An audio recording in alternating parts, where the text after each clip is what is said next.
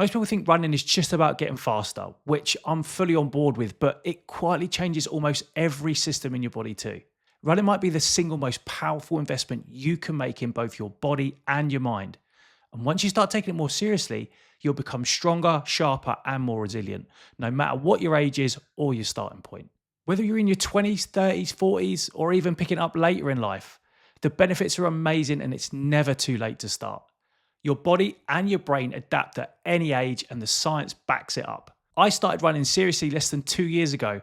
Now I run a 16-minute 5K and a 2:42 marathon. And at 37, I'm far healthier and fitter than I was at 35, and my only regret is that I didn't take it up earlier. What's the saying? The best time to plant a tree was 20 years ago. The second best time to plant a tree is today. I'm going to show you 6 ways running rewires your body for both physical and mental health, and explain how each one will help you run faster and smash your personal bests too. So the first major link is between running and your longevity, and that's your VO2 max.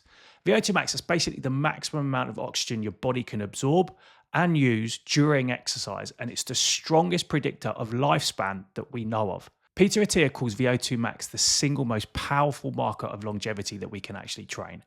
And running is the best way to train it. Whether you're doing an interval workout or a zone 2 long run, it's all going to contribute towards training your VO2 max level. So every time you run, you teach your heart, your lungs, your muscles to deliver and use oxygen much more efficiently. That's why even a few consistent months of running can boost your VO2 max up a level and dramatically shift your long-term health curve. There are tons of studies that have found that essentially the higher VO2 max is, the higher chance there is of you living longer and less chance of you dying from all-cause mortality. But increasing your VO2 max doesn't just make you live longer either. It's also what unlocks that next level speed and stamina. So whether it's a 5K or a marathon, think of VO2 max as the size of your body's engine. The bigger it is, the further and faster you can go for longer. And here's the wild part. When you boost VO2 max, it sets off a chain reaction in your body, starting with your heart. Running literally makes your heart stronger and bigger. Your heart grows, so every beat pushes more blood out to your muscles. That's something called your stroke volume. And you get a lower resting heart rate as a result of that, which means that you have less workload on your heart over time. If your heart beats 70 times a minute versus, let's say, 50 beats a minute, that's 28,800 more beats every day. 10.5 million more beats per year. I'll let that one land for a minute. Research shows us that lower resting heart rate is one of the most consistent markers of cardiovascular health and longevity too.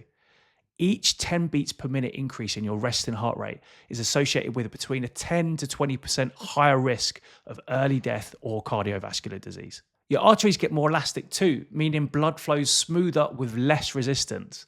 But here's why it matters for speed. A bigger, stronger heart, that's going to deliver more oxygen to muscles on every stride, especially when you're really pushing the pace.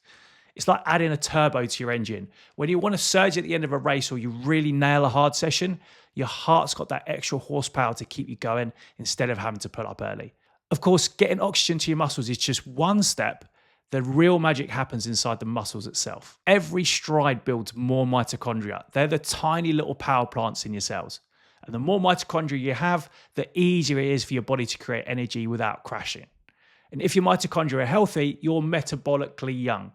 So those relaxed zone 2 miles especially, they supercharge that battery building process. So with more efficient mitochondria, your muscles burn fuel cleanly and delay that fatigue. So you can hold higher speeds for longer before you start to slow down.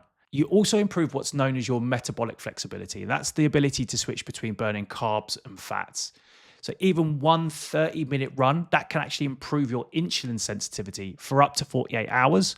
That lowers inflammation and stabilizes your blood sugar levels, and they're two of the biggest drivers of aging. Metabolic flexibility teaches your body to quickly switch between burning carbs for sprints and at the end of your race, and fats, so for the longer, more sustained efforts. But the benefits don't just stop at your muscles. Running literally changes your brain too. Running blasts your brain with BDNF. That's the brain's fertilizer that grows and repairs the neurons in it, especially in an area called the hippocampus.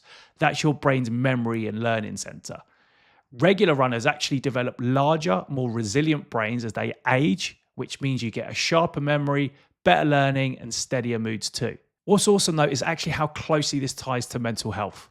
Studies show that aerobic exercise like running can be as effective as antidepressants for depression, thanks to those BDNF boosts and increased serotonin levels. In people with ADHD as well, studies found that just 20 to 30 minutes of aerobic exercise improved focus, working memory, and emotional regulation, partly because it elevates your dopamine, and running is a great and easiest way of doing that too. That's why people like Attia and Huberman, they call aerobic exercise cognitive insurance, because it builds resilience in your mind as well as your body. And if you tie that in with the routine of consistent running, you get something even more potent. You get structure, you get predictability, and a sense of agency. And those three factors are known to reduce anxiety and depressive symptoms. I'm particularly interested in the effects of running has on that. So let me know in the comments, guys, how has your running helped you out, whether it's helped you out more physically or mentally? Also, make sure you hit the like and subscribe buttons too. That increased focus and resilience really helps when it comes to making smart decisions on race day, trust me, as well as pushing yourself in training. And you'll be able to handle nerves, setbacks better, keep dialed in when things get tough, and that's where the real speed gains happen. But that mental strength, that carries over to your physical resilience as well. Ignore the running ruins your knees thing. That's a myth. Regular running actually stresses your bones just enough to help them grow stronger and denser.